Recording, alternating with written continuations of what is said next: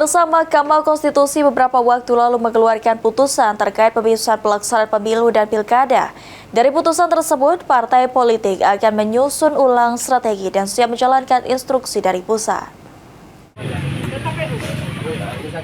Mahkamah Konstitusi (MK) telah mengeluarkan putusan terkait pemisahan pemilu dan pilkada, di mana dalam putusan MK menyatakan pemilu lokal atau pilkada diselenggarakan paling singkat 2 tahun atau paling lambat 2,5 tahun setelah pemilu nasional. Dengan hal tersebut, Ketua DPD PDI Perjuangan yang juga anggota DPR RI Komisi 2 Giri Ramadhan Kemas mengatakan, jika saat ini partainya akan menyusun ulang strategi pelaksanaan pemilu dan juga pilkada agar disesuaikan dengan putusan MK. Dan selanjutnya, Komisi 2 DPR RI akan segera membahas aturan baru putusan MK terkait pelaksanaan pemilu dan pilkada. Sebagai partai politik juga ini akan berpengaruh terhadap strategi yang kita disusun selama ini. Artinya akan ada strategi ulang, ada mekanisme kita menyusun ulang bagaimana agar kita bisa mengimbangi putusan Mahkamah Konstitusi ini.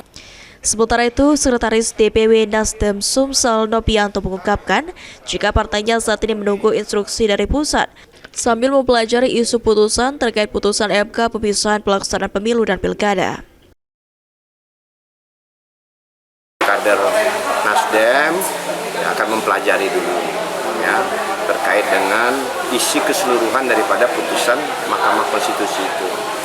Yang kedua, pasti ya DPP Partai Nasdem akan segera mensikapi terkait dengan putusan MK ya, yang isi di dalamnya terkait dengan pemisahan antara pemilu nasional dan pemilu lokal. Nah, pada prinsipnya kami di daerah ya DPP Partai Nasdem Sumatera Selatan ya akan siap ya sesuai dengan petunjuk arahan dari DPP Partai Nasdem. Namun demikian, menurut Nopianto, kader Partai Nasdem di Sumatera Selatan siap untuk melaksanakan putusan MK terkait pelaksanaan pemilu maupun pilkada sesuai putusan MK sesuai instruksi dari pusat. Tim Liputan PAL TV.